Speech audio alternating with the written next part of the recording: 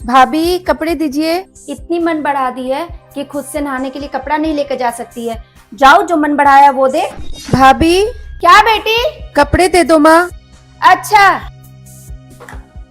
यहीं से आवाज लगा रही है बेटी, तुम्हें सुनाई नहीं दिया? दिया माँ जी। क्या उनको इतना नहीं पता है कि नहाने जाया जाता है तो कपड़े लेकर जाया जाता है बाथरूम में, या फिर ससुराल में सास और जेठानी देती है कपड़े जो याद नहीं रहते उनको? भूल गई होगी मेरी बेटी, तो तुम नहीं दे सकती हो?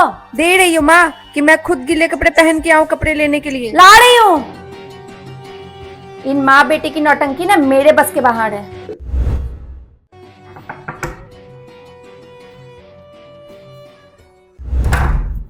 भाभी देखिए, भाभी कैसा लग रहा है?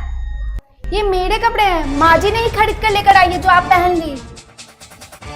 क्यों माँ जी? वो अपने कपड़े मांगी होगी तो आपने मेरे कपड़े क्यों दे दिए दीदी को? इसके मिल नहीं रहे थे मुझे, जो मिले वो मैं दे दी। कहाँ से मिलेंगे भाभी? 2 ही सेट तो लेकर आई थी, एक पहनी थी और एक पहनने के लिए लेकर गई थी, लेकिन फिटिंग करना भूल गई।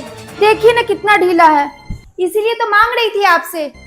तो फिटिंग करके पहन लीजिए, मेरे पास एक ही सूट है, इमरजेंसी के लिए रखी हूँ, पहन के धुनिए मत।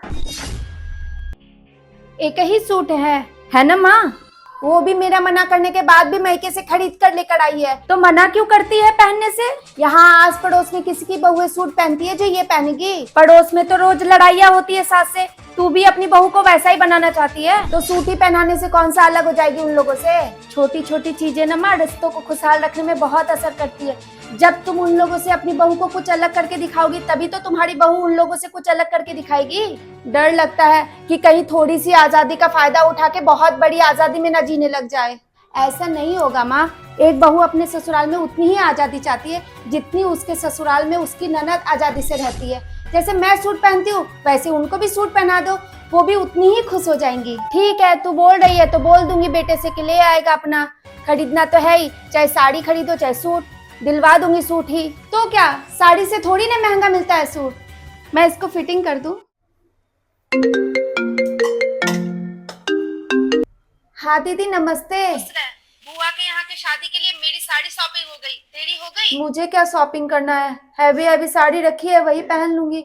मेरी किस्मत आप लोगों की जैसी कहाँ है कि सूट और फ्रॉक पहनूं। निराश मत हो, तेरे पास एक सूट है ना, यहाँ पे आके पहन लेना। इतनी जल्दी तेरे ससुराल वाले थोड़ी ना आ जाएंगे शादी में। ठीक है, अच्छा दीदी रखिए, मैं बाद में फोन करती हूँ। ठीक है।